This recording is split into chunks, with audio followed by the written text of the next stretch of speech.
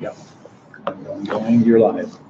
Okay, so what we're going to be doing today is we're going to continue what we from our last class, which was actually also on a Sunday, regarding the 3 weeks. So far what we covered was the laws of the 3 weeks up until the 9 days, meaning the laws that apply throughout the entire 3 weeks, but not the added restrictions for the 9-day period. So that's what we're going to be doing today. Again, the 9 days this year begins this coming Thursday night. All right, that's Rosh Chodesh Menachem Av. So it's coming up in a few days, and we're going to go through the restrictions. And there's some of the laws of Tisha B'Av and Erev Tisha B'Av, especially this year that it falls on Shabbos, so it's pushed off to Sunday. And there's different applications of halachas that are applicable. So we'll be able to fit it in a shir next week. Okay, so let's begin. So first off, this past Shabbos was the first haftarah of what's called Gimel de Puranusa.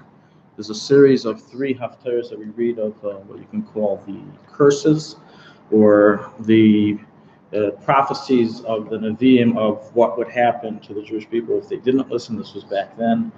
And of course, that's followed afterwards with Shabbos Nachmu by 7 de Nechmasa, Shiva de Nechmasa, 7 haftarahs of comfort.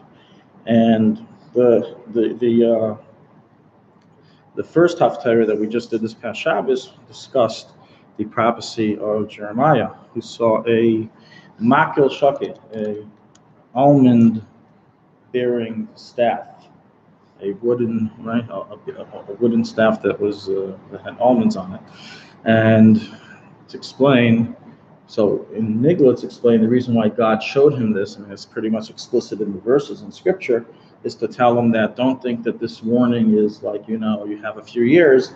This is imminent. This is imminent. That what we're describing here is imminent to come if they don't do tshuva. In Chassidus, however, it's explained like this. The reason why God showed Yirmiyahu specifically the almond, even though of course one of its characteristics is that it grows in 21 days, which is of course corresponding to the 21 days of Bein HaMitzarim, but also because the specific type of almond that he was shown is called a luz, which is bitter in the beginning, and then when it's properly fried and cooked, it turns sweet.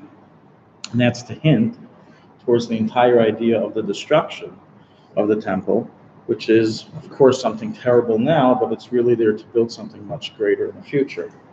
It's similar to a bulldozer taking down a beautiful building for the sake of building a much bigger building, a much better building. So that's the hint of the Bein HaMitzarim, and Baruch Hashem, we're coming closer to the days, the Yafcha Yom Elu Sasim L'Simcha. So hopefully these halachas that we're learning will only be in theory, not in practice. If Mashiach comes this week, that's all. I'll have to put this book in Geniza. There's some parts of it still applicable, but most of it will have to be put away. Okay, so let's begin. The month Menachem Av. This coming Thursday night, we begin the month of Menachem Av. The meaning of the month, right? What does Av mean? Because that is, we all know the names of the months are actually rooted in Persian. So even though Av in Hebrew means father, in its origin in Persian, what does that mean? In Akkadian, Akkadian was the indigenous Persian language before Persian became the language. So it means wood. Av means wood. We're not exactly sure why they chose that name wood for the month of Av, but there was some reason for that. But in Hebrew, the meaning is like father, and that is referring to the head of all tragedies, like the father of all tragedies, because that's the month, the tragic month for Jewish people. So it's written in Medrash Hashem. This is a Medrash printed in Torah Shlema, which brings the names of all the months and its meaning both in Akkadian, which was the original language, and in Lashon HaKodesh and in Hebrew. Now, Minhag Yisrael is to add to the name of also the word Menachem. This is not part of its official original name. Its original name is not Menachem Av, but just Av. But nonetheless, the custom of the Jewish people is to write Menachem Av, and that is what is written on documents. Like for official documents, you don't write just Av, you write Menachem Av. And even regarding a get, it's discussed what to write. If you should write Menachem Av or just plain Av. So the point is that this addition has become part of the name, and that again emphasizes the comfort of the month. that emphasizes the turning over of the month to a time of Sasin L'Simcha. Does the addition of the name Menachem in Hebrew have anything to do with the fact that it may have been about a Zoram when it was a Katie or nothing like that? Of? Yeah. The only name that we have written of it is ours, Tammuz. It's the month we're about to leave. Yeah. Other than that, we don't have any root names in Avodah Zarah that we know of. Okay. Also, it's explained in Chassidus that the month of Av is the month of mercy, as Av is Rachamim. So on the one hand, we say all these tragedies that happen. On the other hand, it's a month of mercy, and it represents like a father who has to chastise his people, his child, to bring them back and educate them and bring them back into the proper path. So that's again sending us the message that the Peronius is not a punishment of wrath, of revenge, but rather one of trying to swerve the Jewish people back onto the path of God. In the month of Av, we have a number of important dates. We have the death of Aaron, which is this Thursday night, Aaron's Yartzeit, Aaron HaKohen. Remember, he's buried on Har HaHar. Now, we don't really know where that is. Do we? We don't know where it is. I'm sure someone will come up with a pilgrimage to some site, but I think we'll remain with the statement we really don't know where it is. And of course, with Av, we have the Arizal's Yartzeit. The 7th of Av is actually a pretty tragic day. The 7th of Av was the day that the Goy entered into the Heichel. The Romans entered originally into the Heichel. And that's why it's recorded that on this day, one is to increase in his pleas for the redemption, even though they didn't make it set for any mourning on this day, because we already have mourning on the 9th of Av. But in Halacha, we actually do find increased mourning laws from the 7th of Menachem Av. For example, as we're going to learn, a Yeledes, a woman who gave birth, or a person who is sick that needs to eat meat and chicken, so we're only lenient until the 7th of Menachem. Starting from the 7th, we're more stringent. We're going to see. Shabbos Chazayin is not this coming Shabbos. Usually it is the Shabbos after Rosh Chodesh Menachem Av, but since this year Tish B'Av falls on Shabbos, so therefore Shabbos Chazayin is pushed off till the next week, the Shabbos before. Directives are there applicable to the 9 days, so we increase in tzedakah, as it says in the pasuk, Tziyin b'mishpat hipodeh v'shaveh b'tzedakah. That Zion is redeemed with mishpat, which is mishnayos, learning Torah, what we're doing right now. V'shaveha, and its returnees, its captives, are returned through tzedakah, through charity. So it's a time that we increase in charity during the month of Av. As of course we said, we increase in mishpat, which is Torah learning, and we know the Rebbe pushed for organizing Siyum Masechtas. Siyum Masechtas for the sake of increasing in simcha, that's mutter according to Torah, not necessarily for the sake of eating meat and drinking wine. We don't use the Siyum Masechta for that ability, even though technically, in the letter of the law, if a real Siyum was made, you have the right to celebrate the Siyum with the Baal HaSiyum together with meat and wine. But we don't use it that way, and especially if you're hearing a Siyum over the radio, as is commonly done, that is worthless. That is not, there's no heter to eat meat or drink wine. As the heter to eat by a Siyum is when you're with the Baal HaSimcha. Also, Erev Pesach, you can't join in to a live hookup to join a Siyum. It doesn't work that way. You have to actually show up to the place and participate in the actual Seudas Mitzvah that he is providing. Mishpat becomes Torah learning, by the way. A few ideas of that here, because Mishpat means law. Laws. Mishpatim, laws. Oh, right. Okay. What do they call in Hebrew the Beit HaMishpat? Mm-hmm. Whether they live up to it or not is a different story, but that's what they call it.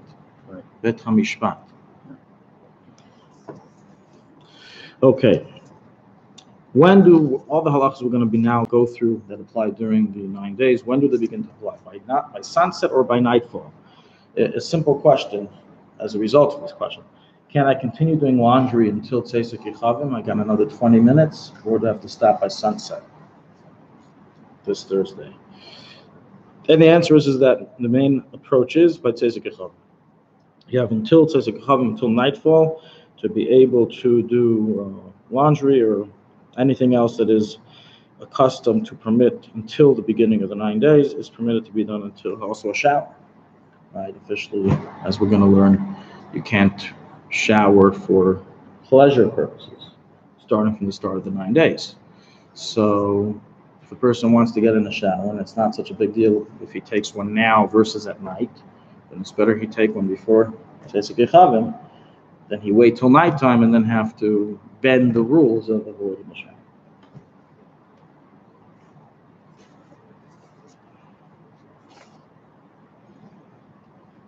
Okay, we're going to go through now a short list of the minhagim before we go into them in detail of what applying. We'll differentiate. We'll give over the difference between Ashkenazim and Sephardim regarding these customs.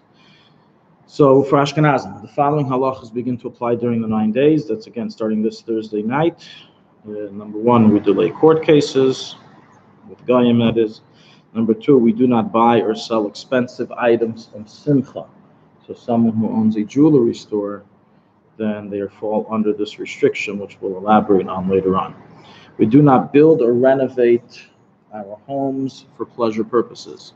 So someone who wants to build a vacation home, then he would have to pre-arrange with the contractors to not, meaning when he does this, even if it's the middle of the year, that during the 9 days, they will be off from work. That there will be no working during this period of time. We don't plant. If you have a gardener that you order to come and plant some beautiful flowers, roses, not during the 9 days. You can't do planting during the 9 days.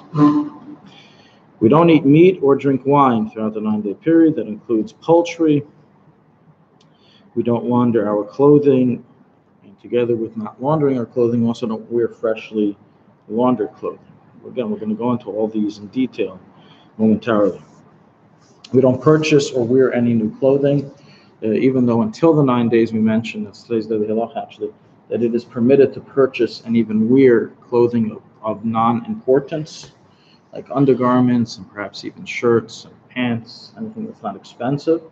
Starting from the 9 days, this is also restricting you. We don't buy any clothing. And of course, the last restriction is not to bathe or shower. Regarding cutting nails. So cutting nails the restriction only begins from the week of Tisha B'Av. So this year, when is the week of Tisha B'Av? Tisha B'Av falls on Shabbos. It's pushed off to the Sunday after. So technically, when is the week of Tisha B'Av? There is none. There is none. It's Tisha B'Av, Sunday, right? So it's a big machlekes in the poskim of what you do in such a case. Do we consider it? If Tisha B'Av really did fall on Sunday, Sunday would be the 9th of Menachem Av, then we would get out this year of having the week of Tisha B'Av and you can cut your nails. However, being that it really falls on Shabbos and it's just pushed off because you can't fast on Shabbos, so it's a debate. How do we consider after this Shabbos? Is after this coming Shabbos considered the week of Tisha B'Av or not? Bottom line, the Sephardim are lenient and Ashkenazim are stringent. So we consider it the week of Tisha B'Av. So starting from Motzei Shabbos, we don't cut nails anymore. But Friday, you still could. If the actual, so what's the issue here? The fact that we push it off? Because if Shabbos is the 9th of the month, then the week before should be the week. Well, that's the debate. Do we view it based on the date, or do we view it based on the fast? The date never changes. The date is on Shabbos, so it's the week of Tisha B'Av. Well, if I was passing, I would go by the date. You go by the date? I have a sense that you're an Ashkenazi. Hey. Okay. You're a little biased then. The Mechaber brings two opinions. It's two opinions on this matter. The music restriction doesn't change? The music restrictions start all 3 weeks. It gets a little stronger during the 9 days, but that's only for musicians. For listening, it's nothing, it's usher the whole time. Nothing has changed. But for musicians, we said earlier, a musician is allowed to play for parnasa purposes during the 3 weeks, but that's only until the 9 days. After the 9 days, then even that becomes forbidden. But nobody can listen.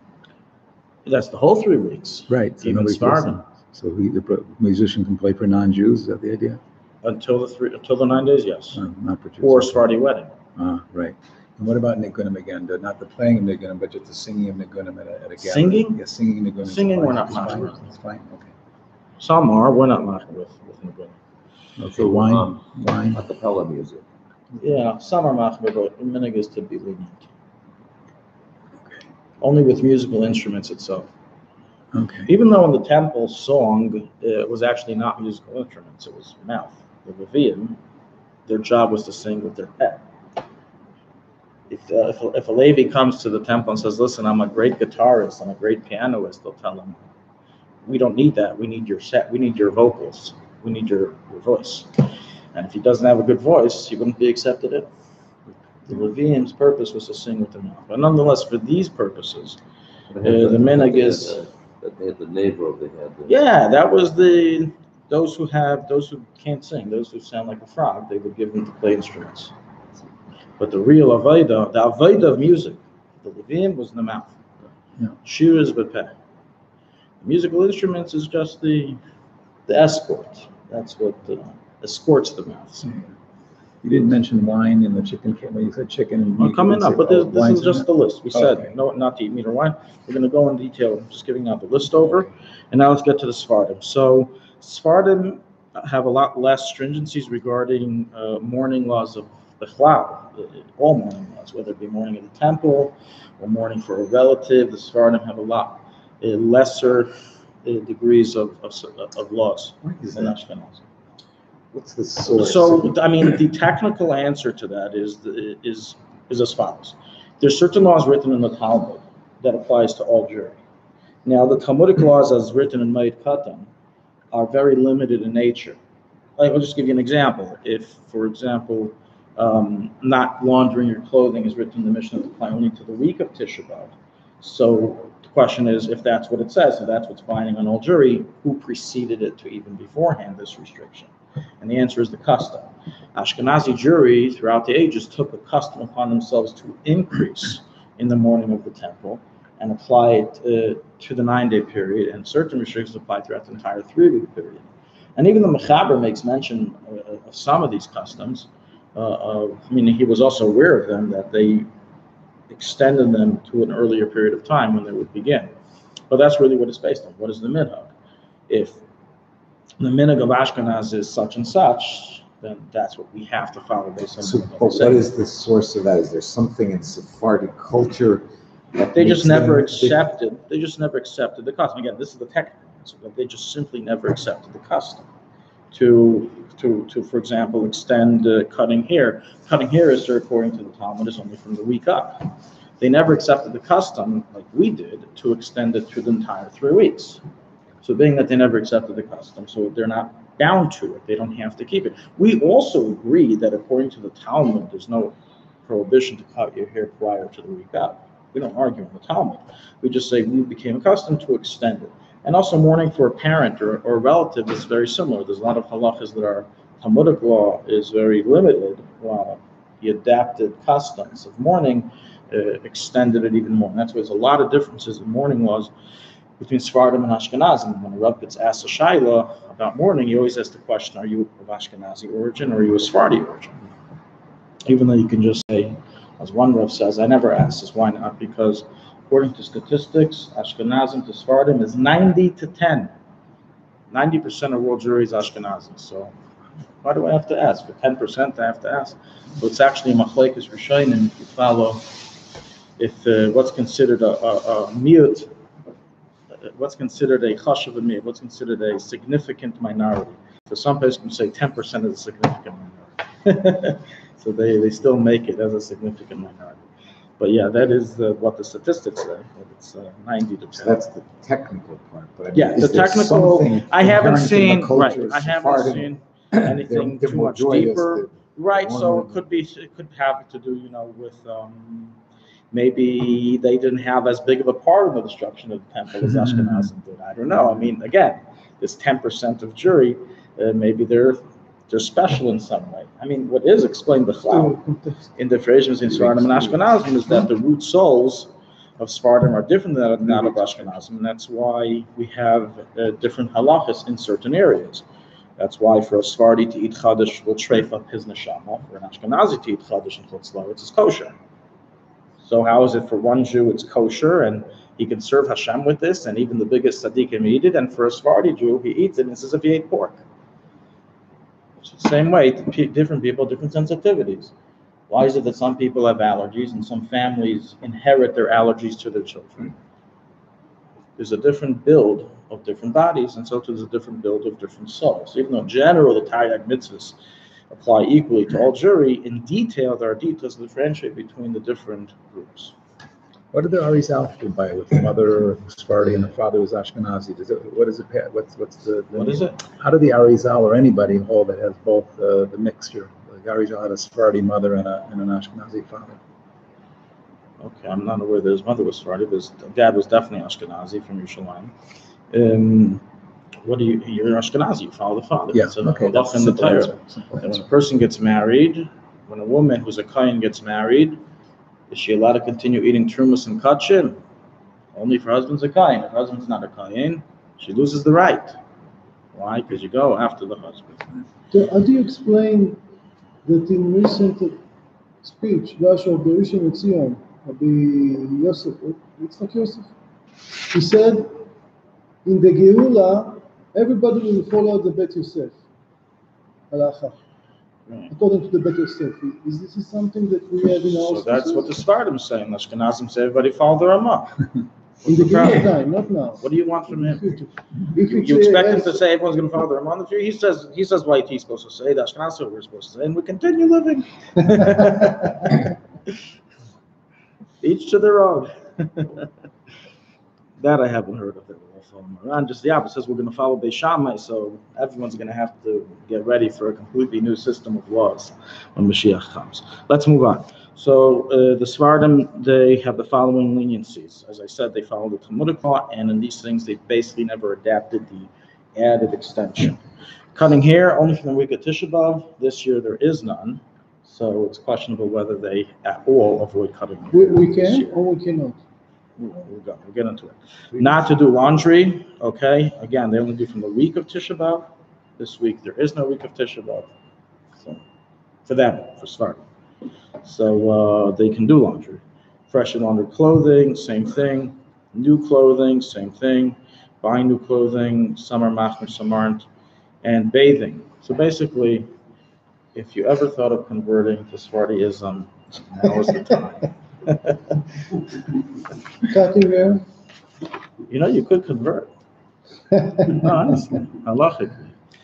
Shlomo Zalman Auerbach has a story with him once that a bacher, an Ashkenazi American bacher, went over to the Yaakov Yosef, one of my teachers in halacha, and asked him, I want you to do Atar Sandarim for me and make me a Sephardi. So he said, I can't do that. I mean, if I, as a Sephardi, uproot your Ashkenazi heritage, I'm going to be slandered. You can only get this done by an Ashkenazi. So he sent him to his teacher, so Shlomo Zalman Auerbach, one of the great Ashkenazi poskim of the generation. And he was very surprised. So Shlomo Zalman said, are you serious about this? Are you planning to do this eternally?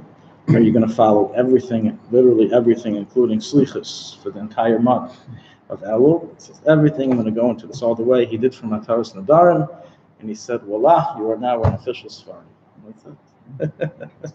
So, but even though this is halachically valid, we don't do so. We don't play around with these things. We don't play around with these The Rebbe of things. the Chasam Sofer, Rabbi Natan Amberg. Nosson Adler, he was an Ashkenazi, he was a Sephardi. He changed the Nosach to Seder. He started davening Nusach Harizal. Seder. That's something else. Okay, let's get moving. Diminishing. We're now going through the official detailed laws.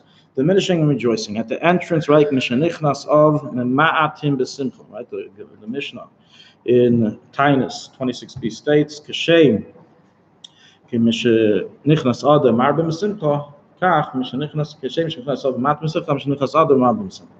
But it compares the two, that Adar we increase in Simcha, and Menachemav we diminish in joy. What does this practically mean? Someone who never smiles anyways throughout the year, so what does he do? He anyways doesn't smile, right? Someone who anyways doesn't know what Simcha is, so what does this mean? What this means is that practically one is to reduce matters of enjoyment for himself, meaning this is the general opening statement law of all the halachas. That's really all the laws of mourning are to diminish in Simcha, to diminish in joy. By the way it works is like this. When we mourn, we basically feed the klippus. Since now this is a time of tragedy, And also when a relative passes away, it's a time of tragedy. There's klipas around. There's klipa of tumas meis, there's klipas in the home. There's all these halachas that have to do with tumah. And in order so we give the tumah their little feed and have them get away from us and not come back, that's why we do the mourning laws. And the mourning laws helps to alleviate the judgment. It's like, think of it like a barking dog that wants the bones, and he won't leave you till he gets the bones. So we give them the bones, not more than necessary. We don't give them a whole meal, and that's why we do not increase in mourning laws. You're not supposed to do more than necessary. You're not supposed to go overboard, but at the same time, you are supposed to give the bare minimum to the klipas, and that's in essence what's being done. So the general rule is that we diminish in all forms of mourning. So, for example, someone who's used to having a bowl of ice cream every day for breakfast, so he would diminish that in the month in the 9 days, and that he'll have a bowl of sorbet instead of milchik ice cream to diminish. Now, the Magen Avraham says actually not to rejoice at all. He doesn't go into detail, but that's what he says, that when it says diminish, it doesn't mean just diminish. It doesn't mean have a bowl of sorbet instead of milchik ice cream. He says just have an empty bowl. Nothing. To completely diminish, to completely avoid rejoicing. This especially applies, as recorded in Seid B'Shorosh HaAveda, to matters of kal roish, kalus roish, and frivolity, and leitzanos. Persons especially avoid matters of leitzanos, frivolity, lightheartedness, etc. during the 9 days. Because of this halacha, some places can record that during the 9 days, women are to diminish in makeup and jewelry throughout the period of 9 days in their expression of the mourning, of diminishing in joy during the morning. Okay, court cases with a Gentile, it's quite simple. If you happen to have a court case with a guy, then we don't do it during the 9 days, as a person's mazel is weak. A Jew's mazel is weak. The mazel of the guy is stronger, and that's why you push it off until later. And due to this, we're going to see later on that other things are also done due to the weakened mazel, such as we avoid moving during the 9 days, right? When we move homes, mashana mekoymai, shana mazale. It's a bad time to move homes when the shinoi of mazel, when the change of the mazel is not at it's not at a good time for a Jew. The concept of a mazel is very interesting. What it basically means is that it's explained in Chassidus and Kabbalah that even though, of course, God controls everything, God created what we call Mother Nature. And part of Mother Nature is the constellations, and that's the makeup of the stars and the galaxies and the atmosphere, and that affects the hashpais into the world. And this is something, it's interesting because this is something we view as, that's what the Oivdei Avodah Zarah believed in, that's what the idolaters believed, and that's why they're actually called. The original idolaters weren't people that picked up a beautiful rock when they saw on the road and started bowing down to it. That was the Hishtalshalos, that was the later generation. The origin of Avodah Zarah was they bowed down to the constellations. So we think Judaism, of course, knocks it all down, and it's complete nonsense. And the answer is it does, but what is it knocking down? What it's knocking down is the fact that there is no freedom of choice amongst the constellations. They don't have ability to decide anything. So it's like serving an axe rather than saying thank you to the wood chopper. Right, but nonetheless, the axe is what's doing the work. The constellations is what God set up in nature to bring down the hashpas, and that's why naturally a person who's born at a certain date of a mazel of, let's say, stealing or a mazel of murder, he will have a disposition towards those acts because of the mazel. Story in the Gemara, I forgot with which Tana, that he was born in a mazel of anias, of being poor. And he complained to Hashem about this. I have to be poor my whole life. And Hashem said, for you, since you're such a big tzaddik, I have no problem. I can destroy the whole world again and rebuild it, and maybe this time you'll be born in a good mazel. No, you don't have to destroy the whole world for me. Let's keep it the way it is. But that's the idea of mazalis has an effect. It's like a conversion. Right. But the truth is, Yisrael, Malam and mazalis, so that's a certain level. There's different explanations behind this, but the concept of a mazel does exist. Of different intuitions. It's only in terms of tendency. Oh, of course. The mazel doesn't force anyone. Human beings have, unlike animals, have a mind and ability to choose, to control their animalistic instincts. and not give in to their desires and tendencies. It's just a push, a pull. It's not a force. It doesn't force a person to do it. So since at this time, this is a time, but in other words, the reason why all these tragedies occurred where the Goyim overcame the Jews during the 9-day period during Menachem Av is because of the Mazel, because this is a time the Mazel of the Goyim shines. And that's why we avoid any of these things. Business. Does one have to diminish or stop doing business during the 9 days? And the answer is as follows. The Mechaber rules in the Shulchan Aruch, so this of course applies to Sephardim and Ashkenazim. It's based on the Gemara in Yavamis, so it's not based on custom, it's a Talmudic law, that one is to diminish in business during the period of the 9 days. So what does that mean, to diminish in business? Someone who's racking in 2 million a month. So this month he only brings in 1 million. What does that mean? He closes a store for half the time, but what does it mean diminish?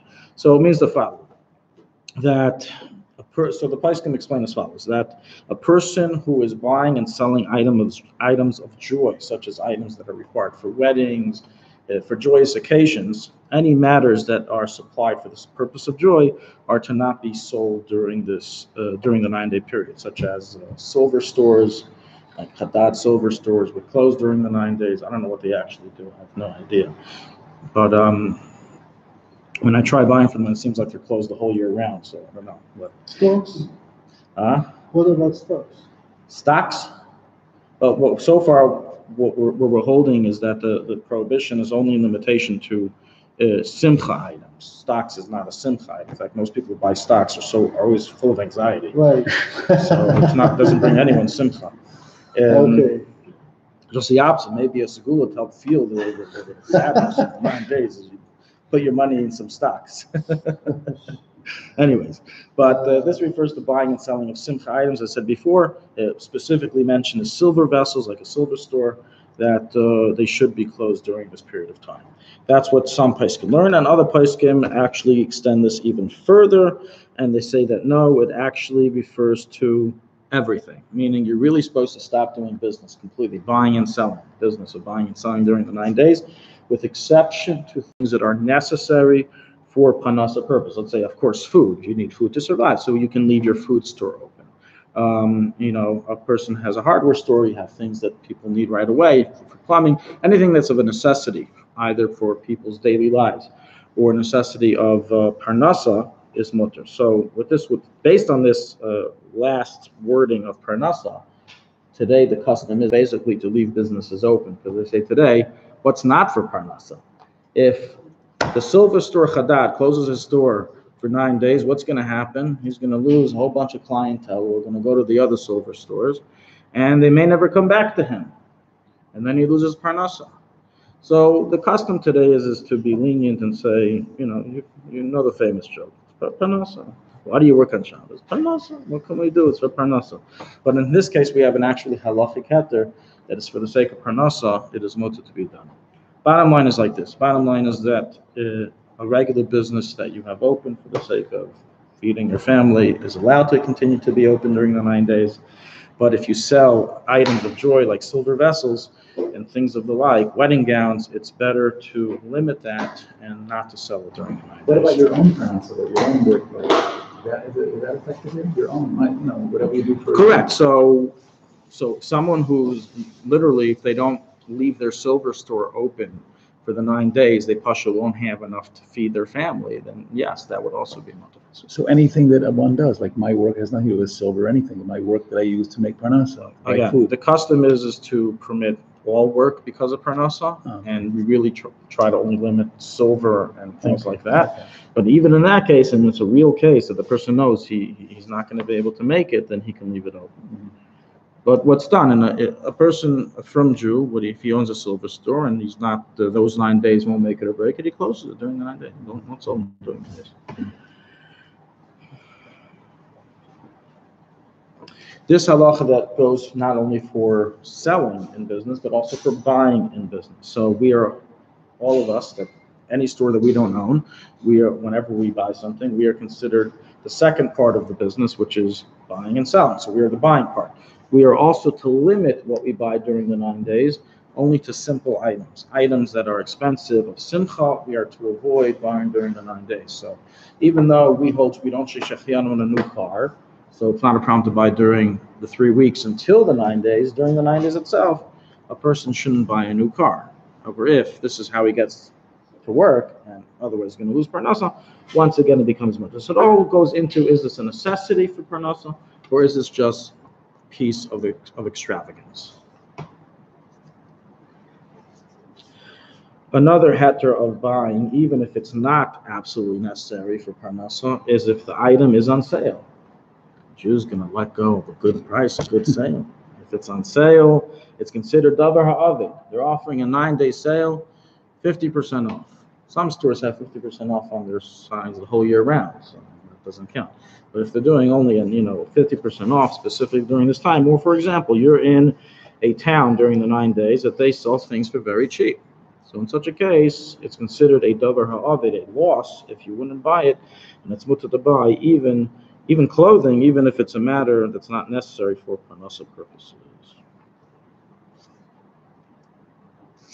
Regarding making orders from the internet, and can you order them during the 9 days? Most likely they will not arrive during the 9 days, so you're not going to actually benefit from it.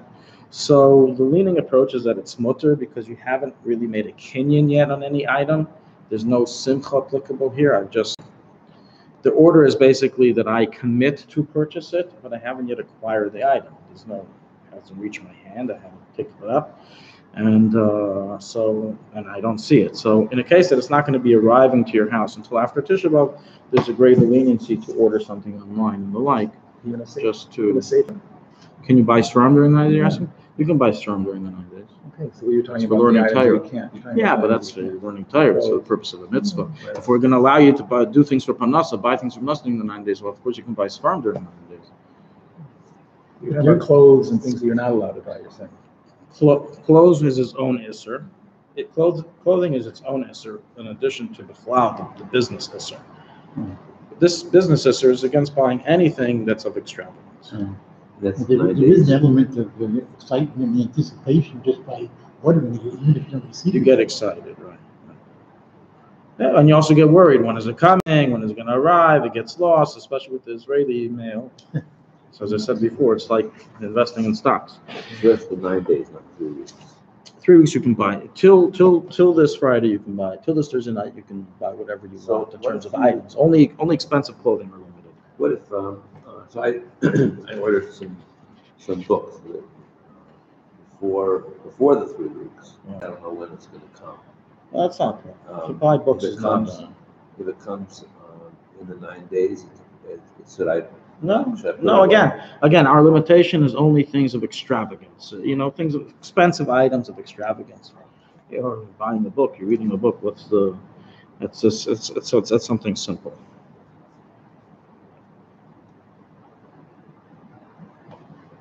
Okay.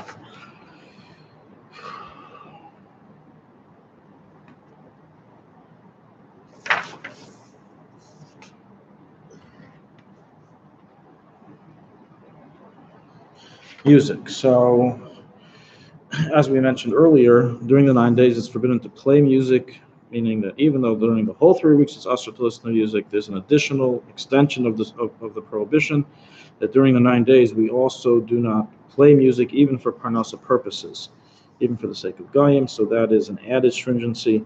Furthermore, even those who hold that you're allowed to play music, have music by Sudas Mitzvah, like a bris, or pidyon ben, or a bar mitzvah during 3 weeks, during the 9 days, it becomes more stringent to prohibit doing so.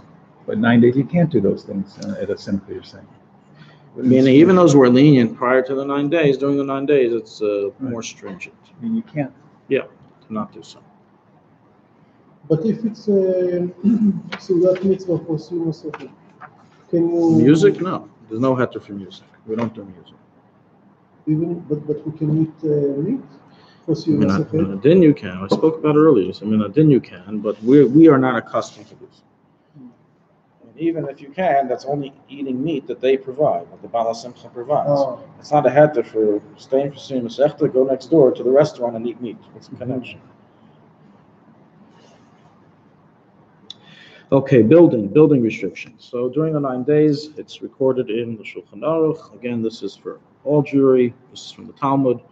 the Gemara in Yevamos, we diminish in building for pleasure or beauty purposes. So once again, you see there's a similar pattern that things of necessity remain permitted. Right? We said business for necessity, parnas is permitted, but extravagance, simcha, extra things are restricted, are prohibited. So with building, any building for the purpose of pleasure or beauty is forbidden to be done during the 9 days, which would mean that, as I said earlier, that if you ordered someone to do renovations and the purpose of the renovations is just for beautification purposes, for example, instead of having a 50-meter kitchen, I want to have a 150-meter kitchen and, live it up like a real chef. So if it's not a matter of actual necessity, but rather just extravagance, then you have to preset with the contractor that during the 9-day period there will be no work. Because what happens, unfortunately, is, and Rabbanim get these shilos, is as follows, is that the person doesn't think about the 9-day period, or thinks, oh, he'll for sure be done before the 9 days, and he's not, and comes in 9 days, now what do I do? He says, we have to continue working. If we don't continue working, I don't have other jobs set up. I stopped all my other work for this, so no problem. We have no problem not working during the 9 days, but you're going to pay us for those 9 days and continue to pay us until we finish our job. That's a big loss for the person. So the person, you have to first make a contract with the contractor that during the 9-day period, there is no work going to be done. Now, this is only if it's for pleasure purposes. For example, a hotel that's building, so they have to have a star that says during the 9 days they will be off work, and no one's getting paid for that work, for those loss of days of work. However, if it's something, for example, a family that needs to renovate a room to extend their house because they have 20 kids and everyone's sleeping on top of each other, so that's a matter of necessity. It's not a matter of extravagance. Likewise, if there's any construction work done in the home for purposes of fixing the structure, so it doesn't collapse, chas v'shalom, so something doesn't happen, that's of course mutter to be done. That's not a problem at all, and can be done during the 9 days. Furthermore, you're allowed to do construction for the sake of a mitzvah, such as building or renovating a shul during the 9 days. And that's why I noticed and was told by contractors that, so I asked them, so you guys have a vacation? I said, what vacation? All the shuls have us do work now. All the shuls order that they work, they have it cheap, they get it for cheaper, because then they have no other jobs that they can do. And they do all the work they save for the 9-day period.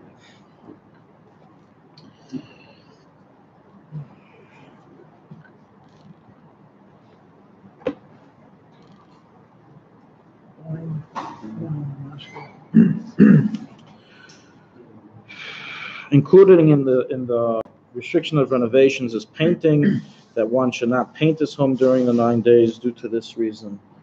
Usually painting is for beauty purposes, and that should not be done during the 9 days, as we stated. Renting a home or signing a rental contract is not a problem. The Isser here is only building.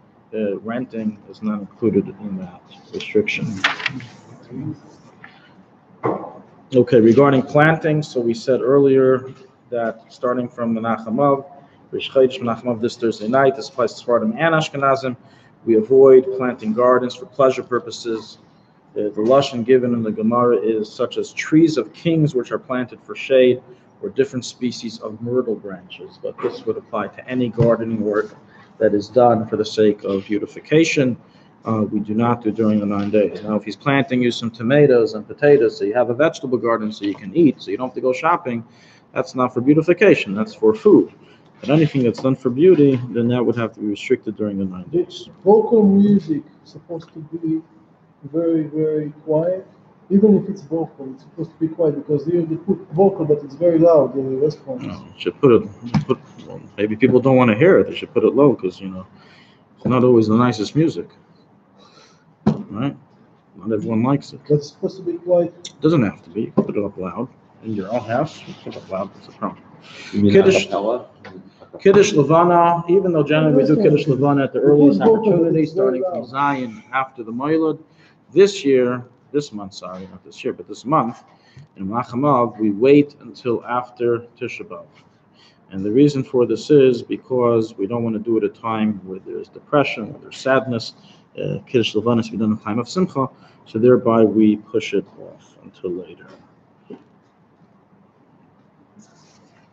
eating meat and poultry, chicken. So this is the Ashkenazi custom is starting from Thursday night to avoid eating meat and poultry throughout the entire 9-day period.